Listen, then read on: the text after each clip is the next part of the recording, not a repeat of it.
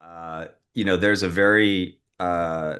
there's an important relationship in the cannabis industry and retail, which is that, you know, you don't really buy directly from brands generally, right? Within the Yep. cannabis space, partially because of regulation. So the point of contact outside of your marketing channels is generally the bud tender, right? As opposed to the bartender. And you mentioned the efforts you did in terms of educating the bartenders, which are going to be the ones when someone sits down at the bar and they say, "Oh, what is that beer?" or "Which beer I want an IPA or a Kolsch or whatever it is." There's a conversation that happens with the bartender generally, right? And the same thing happens in the cannabis space. So let's dive into that a little bit and how you nurtured that channel of contact with your customers. Yeah, and I think if folks remember probably one thing from the hour we're about to spend, I think this should be it. I think understanding who your true salesperson is, who your true brand representative is on the ground is one of the most important things you can take away, from this conversation. When we were building out our brand, we could have sold our beer, through grocery channels, supermarket channels, Albertsons, Safeway, Fred Meyer, Ralph's, whatever you may have in your town, right? Big supermarkets where people spend the majority of their money on beer, right? 80% of all beer purchases are made in those channels, right? In supermarkets, convenience stores, that kind of thing. Only 20% are made in bars and restaurants, right?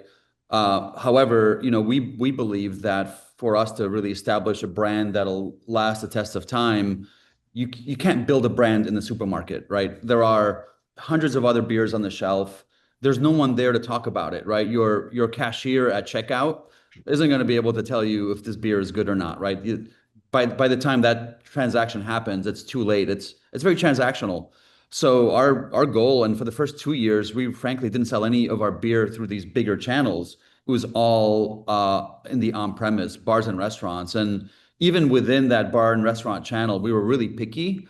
We chose the bars who had the bartenders who took the time to talk about the beer, the bars who really cared about the beer, not these, we didn't sell to sports bars, for example, right? We sold more to the connoisseur, high-end, quality-oriented bars, the connoisseur, high-end, more white tablecloth oriented restaurants where you had, the beer equivalent to a som, right?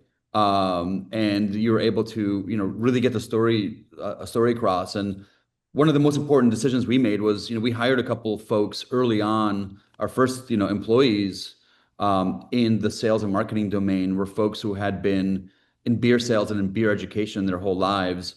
They had relationships with the influencer bartenders and all of the key influencer restaurant operators who really wanted a quality brand and who wanted something nuanced to talk about. And ultimately, these are the people that built our brand from the ground up. It was really the bartenders and getting them on board, getting them to understand the story, getting them to our facility and to see what we do, how we do it, to meet us, to get build relationships with us, allowed them to sell Freem beer with confidence, and that started. That was the first domino to fall.